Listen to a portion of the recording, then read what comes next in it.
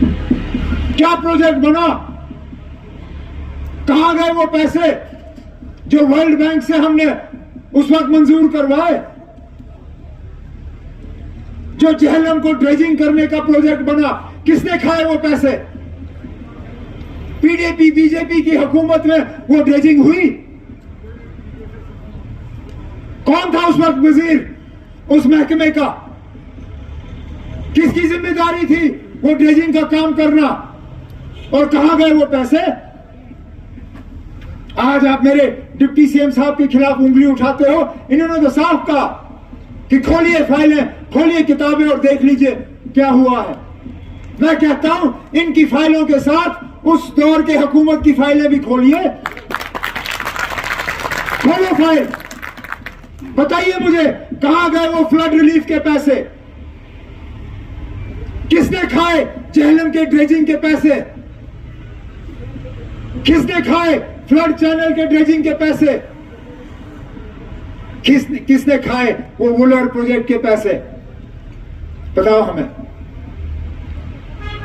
हम भी जानना चाहते हैं कि आखिरकार क्या हुआ कि इस साल 2 दिन बारिश के बाद श्रीनगर शहर फटने पे आया था। अरे ना, 2014 में कम से कम 6 दिन के बाद 7वें दिन पे बंद फटे। यहां तो 2 दिन भी बारिश नहीं आई, तीसरे दिन बंद फटना शुरू हुआ। अल्लाह ताला ने हमें बचाया उस वक्त।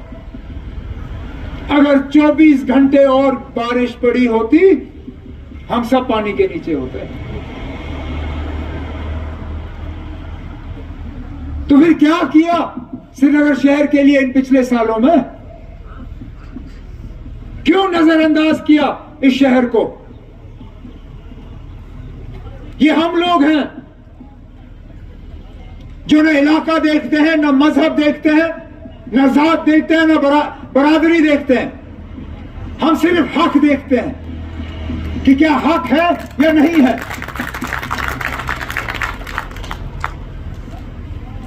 हमें मालूम था कि हमारी बहनों के लिए ट्रांसपोर्ट पर चढ़ना बहुत मुश्किल हो जाता है, तो पहले ही बजट में हमने तमाम सरकारी बसों पे अपनी माओ बहनों के लिए मुफ्त सवारी का ऐलान करके बसें उनके हवाले कर दी। आने वाले बजटों में बाकियों के लिए भी, जिस तरह तनवीर ने कहा, अब हम लोगों से नहीं कह रहे कि आप 5 साल इंतजार करो और 5 साल से 1 दिन पहले हम काम शुरू करेंगे। हम लोगों से कहते हैं कि इस 5 साल में लगातार रोज हम काम करते करते अपने किए हुए वादे जो लोगों के साथ हैं वो हम पूरा करके ही अपने आप को लोगों के सामने पेश करेंगे। ये आप इत्मीनान रखें।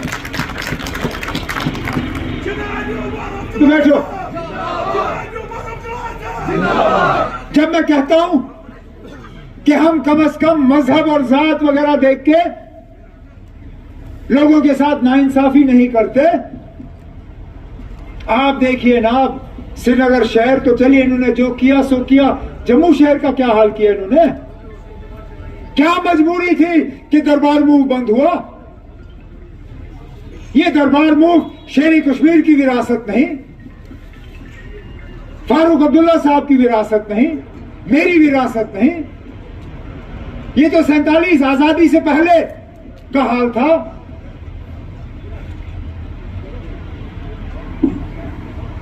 हम लोग अगर मजहब किस बुनियाद पर फैसले करते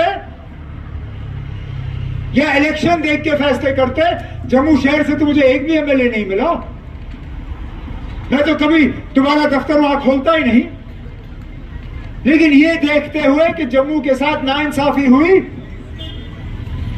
हमने दोबारा दरबार मूव कायम करके वो नाइंसाफी भी दूर की और इंशाल्लाह बाकी भी करेंगे।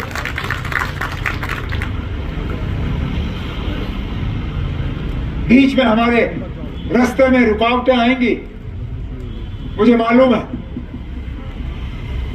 लेकिन हम उस रुकावटों को भी पार कर लेंगे।